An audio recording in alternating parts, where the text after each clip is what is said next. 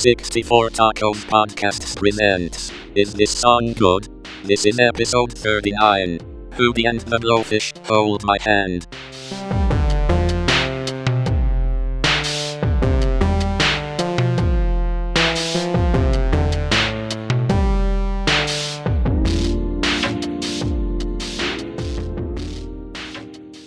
All right, we're back with another episode of Is This Song Good? We're currently talking about songs that were really popular, and I chose Hootie the Blowfish, Hold My Hand. That was a huge song when we were in high school, and it's one of those bands that I never, inspired me to actually go, buy an album or become a fan, but despite the fact that these songs are on all the time, I never really hated them either. They were just fine.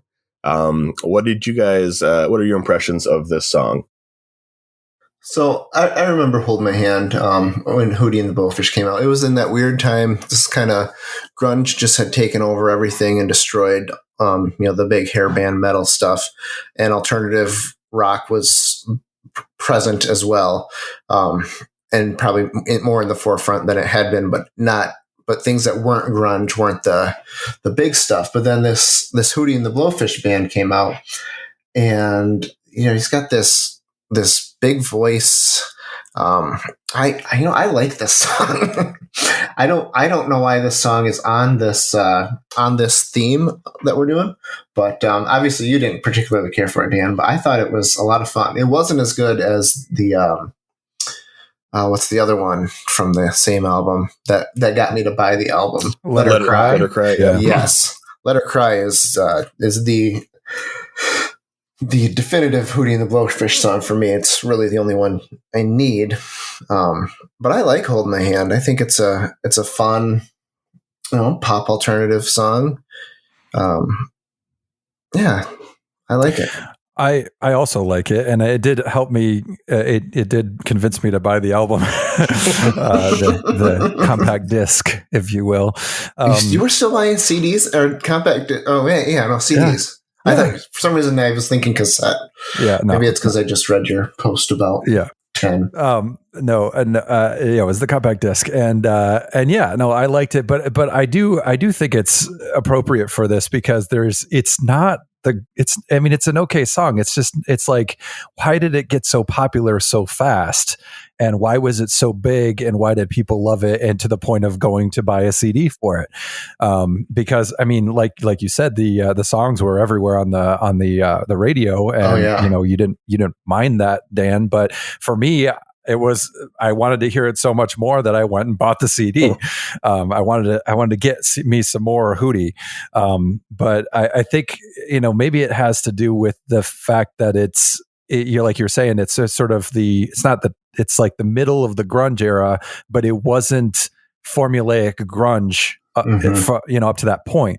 So you had like the Nirvanas and the Pearl Jams and the Soundgardens and stuff like that.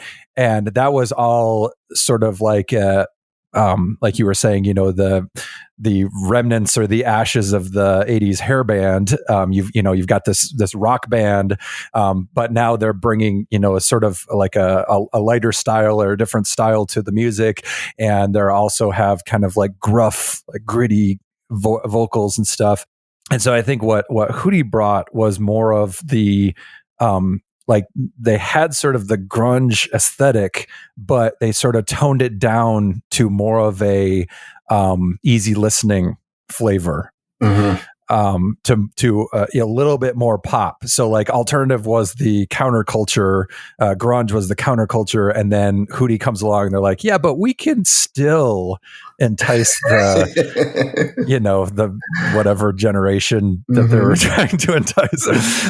And I think that's why it got so popular, is because it was not as raw and in your face as some of the other grunge alternative, the Smashing Pumpkins, the Stone Temple Pilots.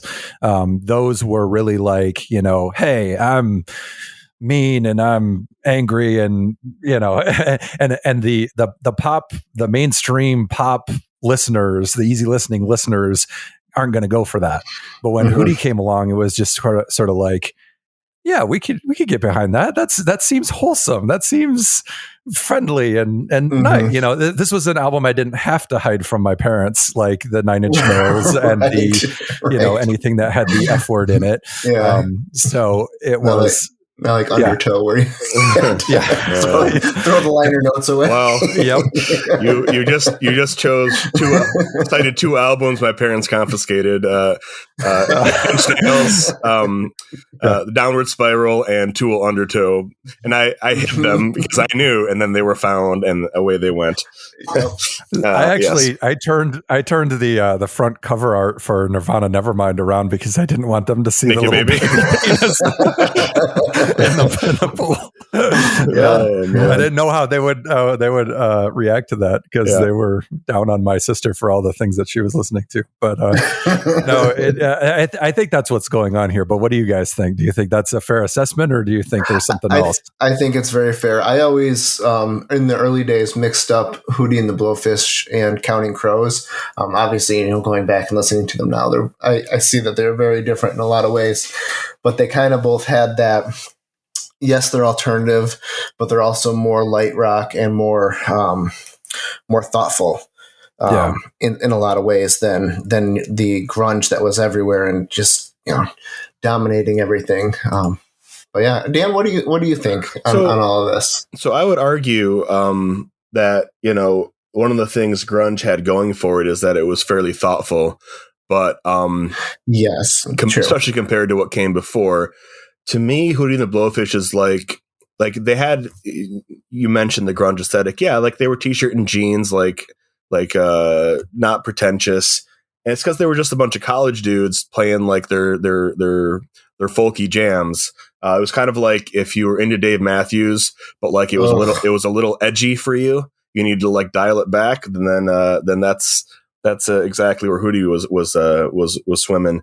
But And I chose this song, you know, I've been looking at this not as do I like the song or not like the song, but rather it was huge. Why was it that huge? So, and I wouldn't say I don't like the song. I listened back to it and I was like, you know, this is a good song. Like it's pleasant, it's enjoyable. He's got a great voice.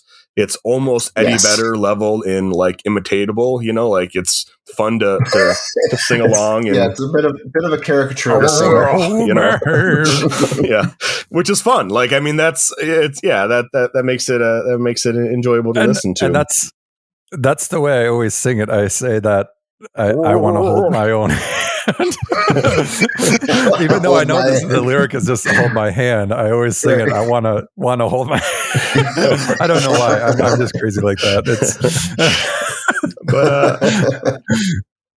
But yeah, I think it being more accessible, being like a little more, I mean, it has, like you said, Dave, it's a little bit like Counting Crows, even though they don't really sound that much alike because they have a little bit of that folk Americana sound.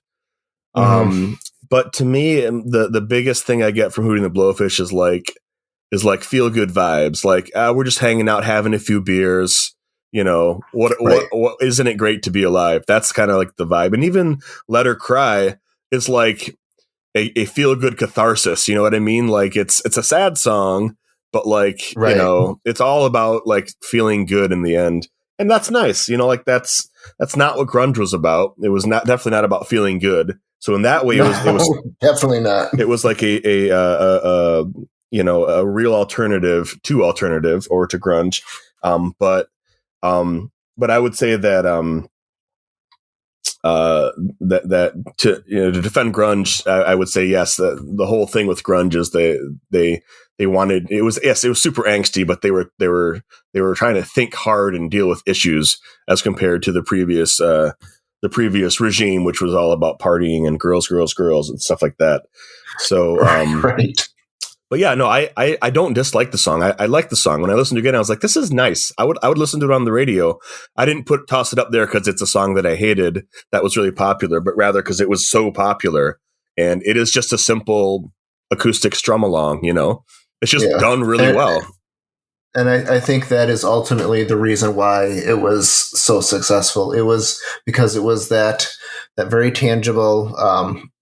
Anyone could listen to it without having the loud blaring guitars of grunge and the muddy vocals and all that stuff.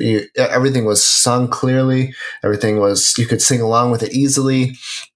It was good pop alternative, just well written. That's why, in my opinion, and I like it. I think it's a great song, though I do think Let Her Cry is the best on that album. Well, don't forget about I Only Want to Be With You. That's the other one. Only want to be with you. yeah, that one. See, that's how you remember these songs. You have to sing them in his weird.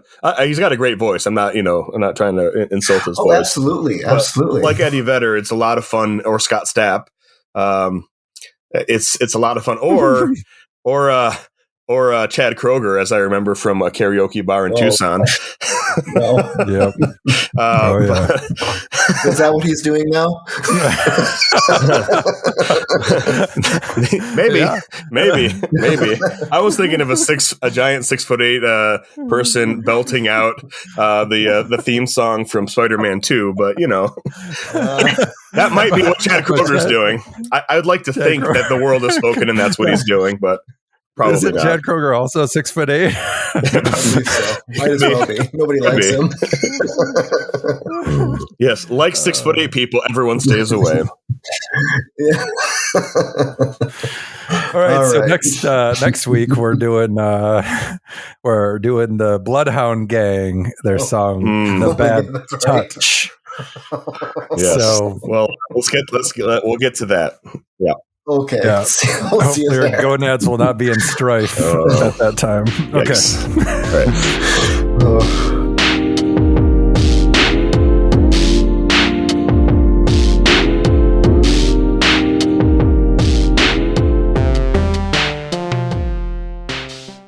I caught it on audio.